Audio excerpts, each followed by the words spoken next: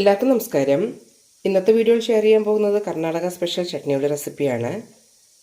ഈ ചട്നിക്ക് വളരെ കുറച്ച് തേങ്ങ മതി. എങ്ങനെ ഉണ്ടാക്കുന്നതെന്ന് നോക്കാം. കടായിലേക്ക് കുറച്ച് എണ്ണ ഒഴിക്കാം.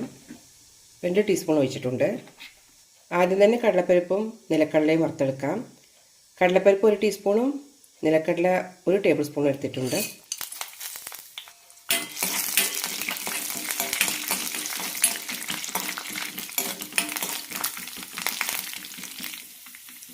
നന്നായി ചുവക്കുന്നവരെ വറുത്തെടുക്കണം, ഇല്ലെങ്കിൽ കടലയുടെ ഒരു പച്ചമണം ഉണ്ടാകും ചട്നിക്ക്.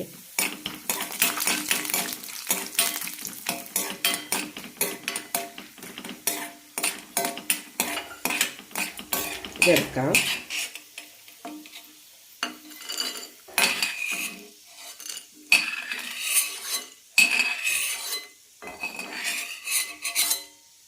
ഇതേ എണ്ണയിലേക്ക് 2 വെളുത്തുള്ളി അല്ലി, സവാള അരിഞ്ഞത്, ഒരു മീഡിയം സൈസ് സവാള എടുത്തിരിക്കുന്നത്. ഈ ഒരു വലിപ്പത്തിലുള്ള ഇഞ്ചി ഇത് ചെറുതായി മുറിച്ചിടാം.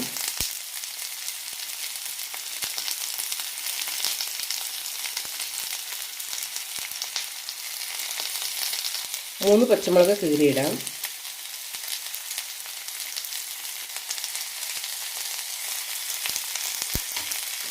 നന്നായി വഴറ്റിയെടുക്കാം.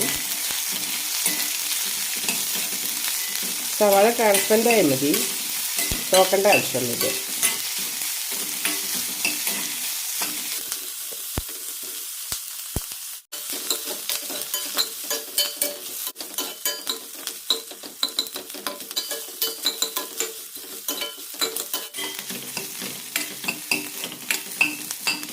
സവാള റെഡി ആയിട്ടുണ്ട്. ഫ്ലെയിം ഓഫ് ചെയ്യാം. ഒന്ന് തണുത്തതിന് ശേഷം എല്ലാം കൂടി അരച്ചെടുക്കാം. തേങ്ങ ചെറുതായി മുറിച്ചെടുക്കാം. ഏകദേശം 8ഓളം പീസ് എടുത്തിട്ടുണ്ട്. എല്ലാം അരച്ചെടുക്കാം.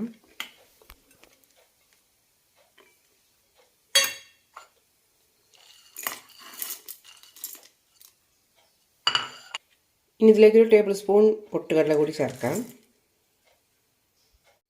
ചട്നിക്ക് ആവശ്യത്തിനുള്ള ഉപ്പും ചേർക്കാം. സവാളയൊക്കെ തണുത്തിട്ടുണ്ട്, ഇതും ഇടാം. ആദ്യം ബ്ലെൻഡ് ചെയ്തെടുക്കാം, അതിനുശേഷം വെള്ളം ഒഴിച്ചാൽ മതി.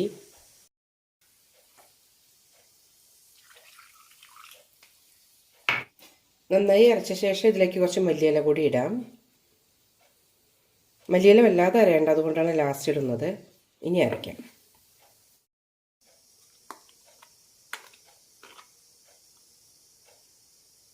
മല്ലിയില കാണാൻ പറ്റും, വല്ലാതെ അരഞ്ഞിട്ടില്ല. ഇനി ഇതൊരു ബൗളിലേക്ക് മാറ്റാം.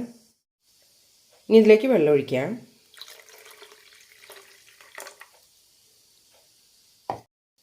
മിക്സ് ചെയ്തെടുക്കാം. ഈ സമയത്ത് ഉപ്പൊന്ന് ചെക്ക് ചെയ്ത് വെക്കാം.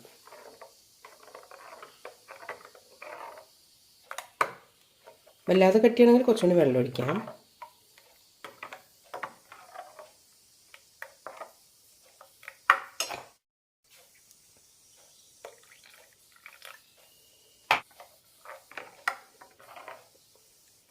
ചട്നി ചൂടാക്കാനൊന്നും പോണില്ല, അതുകൊണ്ട് ഇതിലേക്ക് തിളപ്പിച്ചാറിയ വെള്ളമാണ് ഒഴിച്ചിരിക്കുന്നത്. ഈ ഒരു കൺസിസ്റ്റൻസി മതിയാകും. ഇനി ഇതിലേക്ക് താളിച്ചിടാം. കടുകും കറിവേപ്പിലയും ചുവന്ന മുളക് ഇട്ടാണ് താളിച്ചിരിക്കുന്നത്.